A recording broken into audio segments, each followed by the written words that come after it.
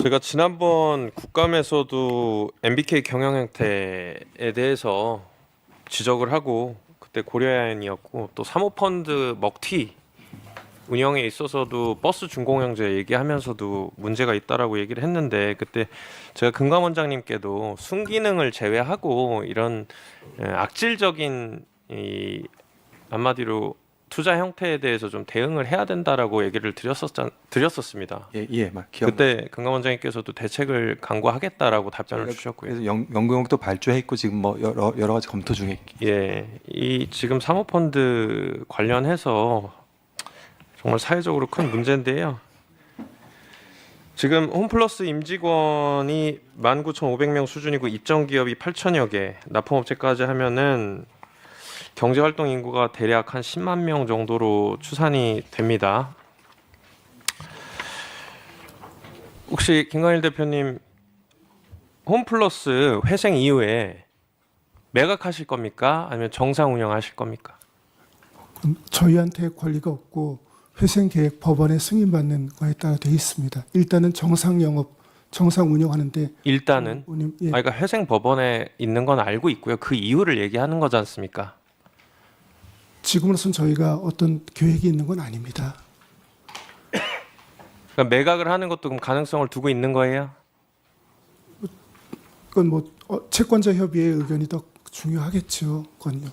근데 저희가 어떤 뭐 회생 이후의 절차를 염두에 두고 준비해서 회생을 신청한 게 아니라요. 네. 부도 날까봐 급히 회생을 신청한 거거든요. 알겠습니다. 아까 다른 의원들께서 다 지적을 해주셨고 신용등급 하향 조정이 됨에 따라서 금융조달 비용이 상승한다고 뭐 예상돼서 기업회생 신청을 좀 했다. 근데 신용등급 하락이 기업어음 발행이나 금융 문제로 이어진다는 결론이 없다는 것까지 다 얘기가 나왔습니다.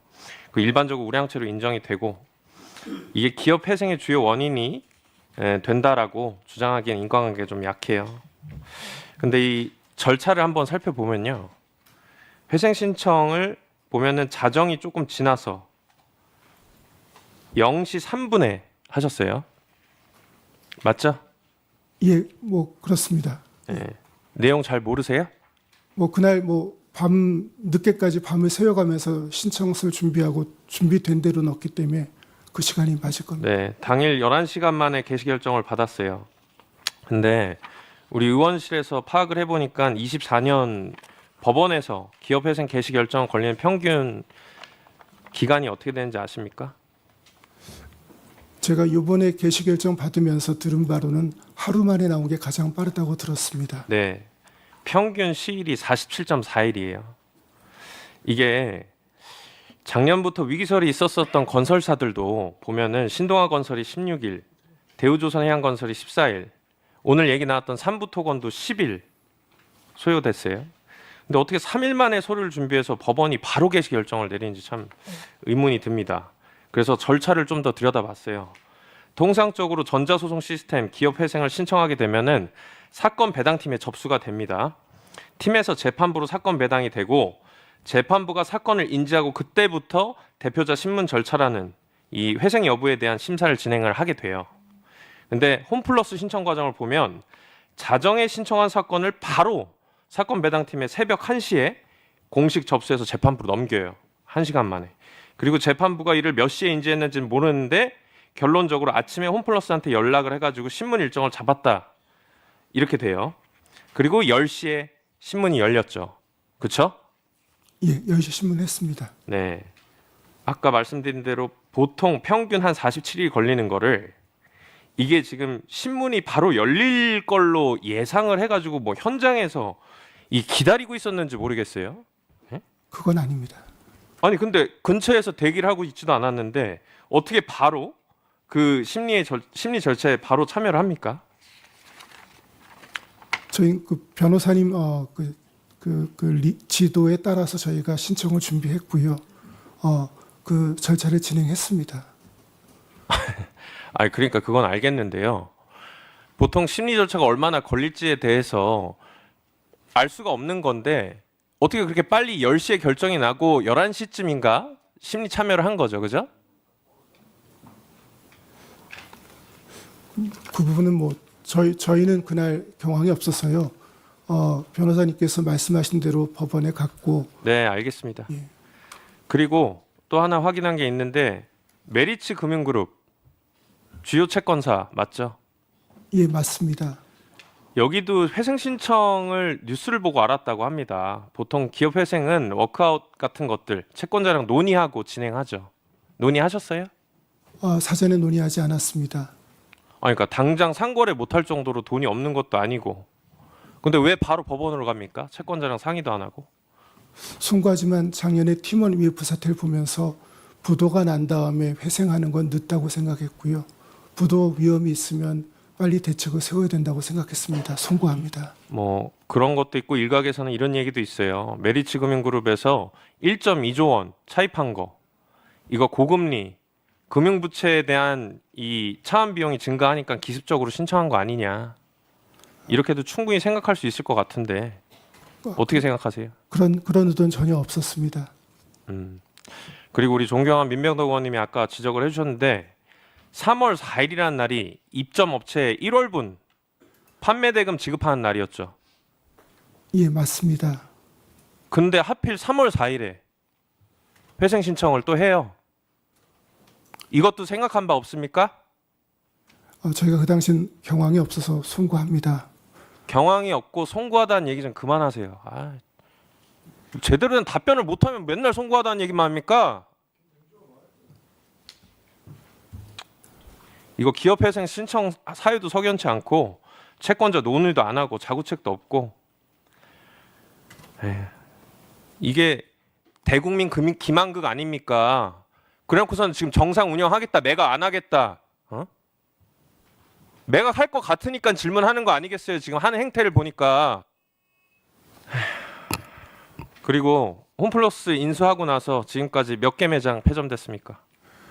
16개 매장 폐점했습니다. 10년 동안에. 맞아요. 우리 존경하는 김남근 의원님이 아까 얘기했지만 차입 매수. 그러니까 이게 일반인들한테 비교를 해보면은 이제 부동산에서 얘기하는 레버리지 투자라는 거죠. 그죠? 자기 돈은 안 쓰고 은행비 최대로 끌어다가 이제 부동산 투기 목적으로 하는 거 이거 하지 말라고 정부가 규제하지 않습니까? 그죠? 일반인들. 근데 지금 MBK가 지금 똑같은 거 한 거 아닙니까? 맞죠? 예. 7.2조 원 인수자금 중에 2.2조 원 투자자 펀드로 마련하고 5조 원 정도가 지금 다 차입해가지고서는 진행한 거로 2015년에 다 나왔어요. 그죠? 우선주까지 포함하면 3.1조가 저희 지분 투자 금액입니다. 그러니까 그 얘기가 없다가 이제 와서 얘기하는 거고. 그리고 홈플러스 인수하고 MBK가 홈플러스 인수하고 2016년부터 23년까지 지출된 금융권 이자 비용 얼마예요? 그건 제가 회계기준서 상에서 보면은 약 3조 원이에요. 3조 1천억 원. 똑같은 기간 동안에 영업이익 얼마입니까? 그것도 제가 잘 5천억이에요. 영업이익이 약 5천억이고 이자가 3조입니다. 이거 돈 벌어서 이자 갚을 때 이 돈 버는 걸로도 부족한 거야. 이자만 해도. 그러니까 갚을 돈 없으니까 뭘 하겠어요. 아까 16개 팔았다고 했죠. 알짜 매장 부동산 팔아가지고 이자 갚을 수밖에 없죠. 송구합니다만 3조엔 지금 부동산 임대료가 고요. 들어가 있습니다. 2015년 기준으로 얘기 드린 거예요. 그 이후에도 그럼 그때 얘기를 하시죠. 정확히. 그땐 얘기 없었지 않습니까? MBK에서. 이제 와가지고선 얘기하고 계세요. 홈플러스가 2016년부터 20년 2월까지 장단기 차입금 내역 보면은 한 2조 7천억 원 감소했어요. 같은 시기에 매각한 부동산 자금이 2조 2천억 원이에요. 그러니까 MBK가 영업이익으로 대출 이자 갚고 인수대금은 이제 매장 판 걸로 갚아온 거죠. 그러니까 점포가 줄고 매출이 줄고 인력도 줄고 경쟁력도 없어지고 하는 거겠죠. 근데 재밌는 게 있어요. MBK가 그 기간 동안에 챙겨간 돈 좀 봅시다. 지난 10년 동안 지급한 배당 규모 어떻게 됩니까? 저희 보통주가 받은 배당은 0원이고요. 우선주가 현금 배당을 매년 300억 안팎 받은 게 있습니다. 10년 동안 배당 규모가 7천억이고 24년 공시된 자료에 따르면은 상환전환 우선주 1조로 늘어나 있어요. 홈플러스 순손실 계속 증가하는데 배당하고 운영 보수만 는 겁니다. 저희가 배당받은 건 없습니다. 그건 수치는 좀 저희가 달리 설명드리겠습니다. 오해가 좀 있으신 것 같습니다.